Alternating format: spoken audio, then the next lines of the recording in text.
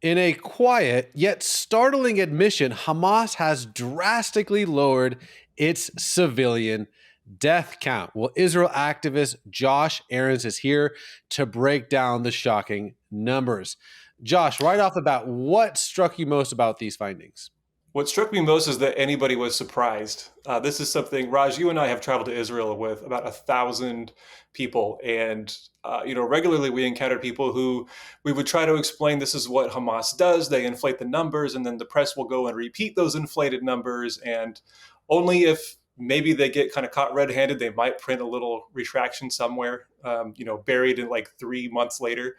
And people would look at us like, I don't know about that. And now you have Hamas themselves admitting that they did, in fact, do what we've been saying they've done all along, what's been obvious that they're doing all along. So, Well, Josh, a nonprofit called Honest Reporting said, quote, Hamas's new March 2025 fatality list quietly drops 3,400 fully identified deaths listed in its August and October 2024 reports, including 1,080 children. These deaths never happened.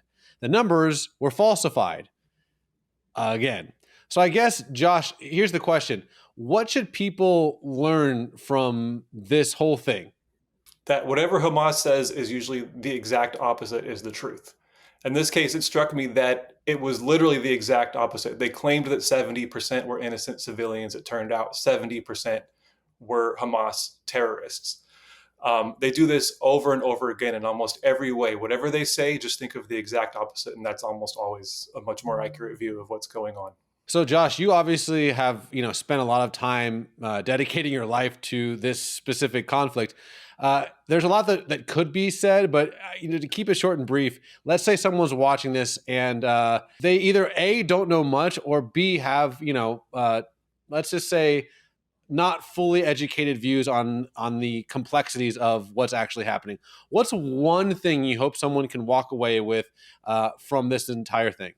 Subscribe to Honest Reporting and follow you because that's where you're going to get the information that you're not getting in the press. And it's not like you have to be an expert on world events or on history. Sometimes you can just look at a simple graphic that says, here's what the news said, and here's what actually happened. Here's the part that they left out. And so often the papers will say, they'll zoom in on one little part, but then when you zoom out a little bit and you look at the bigger picture, you see, oh, wow, that's actually something completely different. Now that I know the context and the bigger picture of what was going on, maybe why Israel had to respond the way that they have.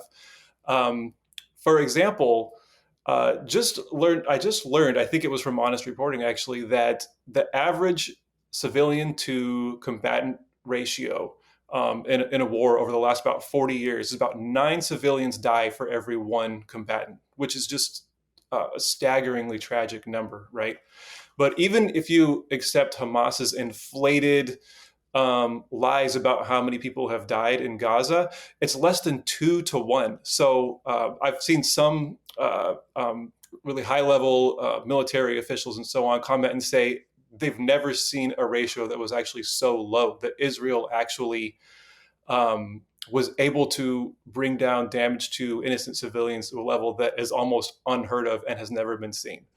All the Hmm. more remarkable when Hamas is doing everything they can to shove innocent civilians in harm's way, hoping that Israel might accidentally harm some of those civilians. So it really is a testament to Israel's dedication to preserving innocent life to the best of their ability while simply trying to survive these terror attacks. It's a 7-front war that is trying to wipe Israel off the map. And Hmm. so the press gets it exactly backwards when they portray Israel as the aggressor. Israel is just trying to survive, and they're actually surrounded by 7 very, very genocidal aggressors who are trying to destroy them. Josh, as always, thank you so much, my brother.